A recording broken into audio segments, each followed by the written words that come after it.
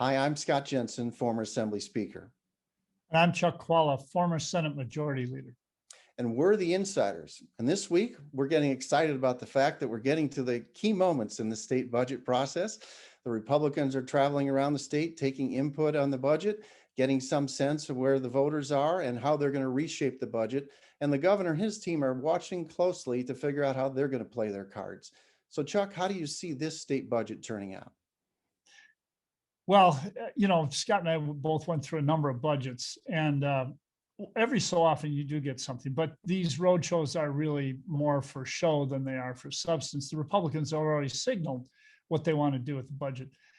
This is a very different budget, though, than the last budget that the Republicans had with Governor Evers. And the difference is there's $3.2 billion, which has come in from the federal government, which the governor has total control on spending. The Republicans are going to try to put provisions in this budget which spend that money or force the governor to spend that money. But it's a very different dynamic this time. That $3.2 billion is available for governors. And I think if the Republicans push too hard here, they face the prospect of where he could veto the entire budget, or he could do certain line item vetoes here and be more effective in getting his agenda adopted, especially with $3.2 billion that he can allocate on his own. I think the dynamics here are, I think the combination of what would you call it, just kind of the overwhelming majorities that the Republicans have had and the security that they've had and the, kind of the overconfidence that they may have in that regard may catch up with them in this budget. I think they'll feel that they can kind of run roughshod as they have tried to do in the past. And I think that may not work. And I also think that they face a much bigger challenge this time with people in the state realizing that the Republicans are consistently saying they are going to leave $1.3 billion at the national level on healthcare money that will not be taken into Wisconsin.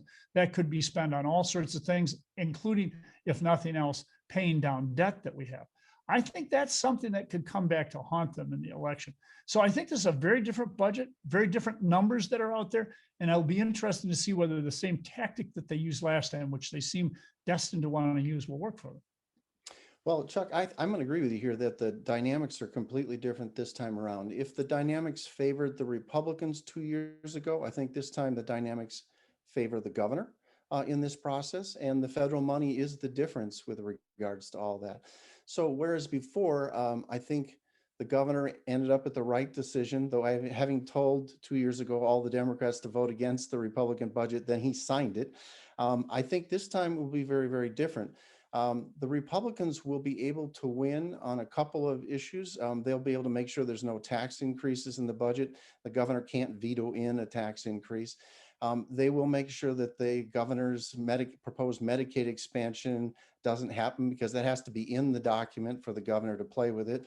The same true with marijuana legalization.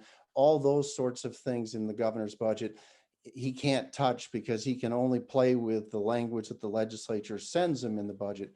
But once he gets that, I think the governor's smart move here is to go through the budget agency by agency. If he likes what he sees, sign it.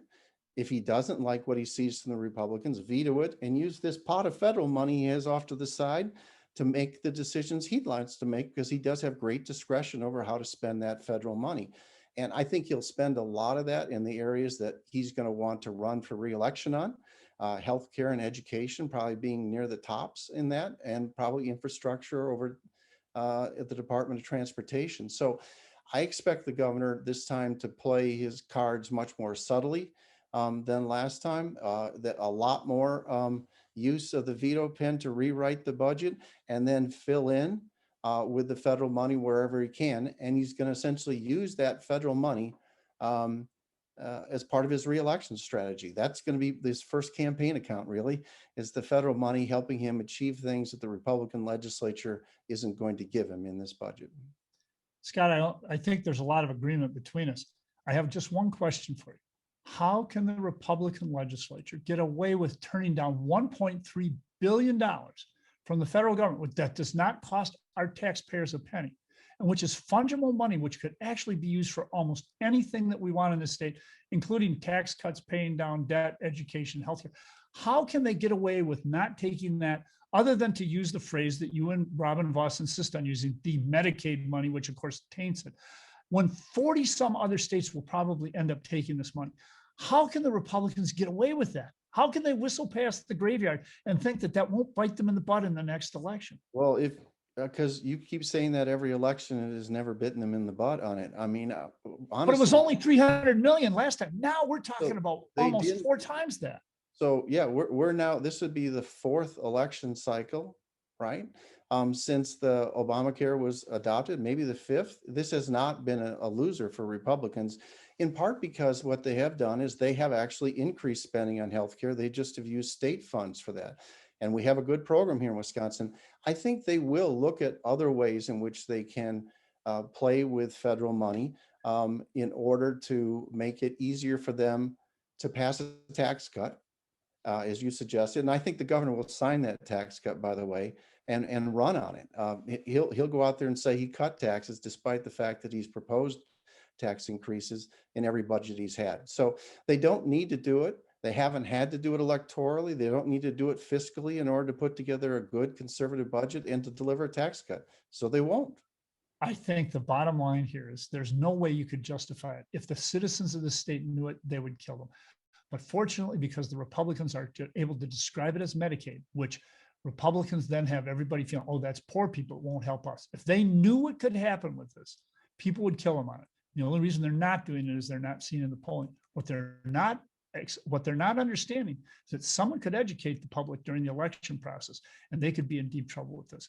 Let's see if it happens, but Scott's bet is that it won't.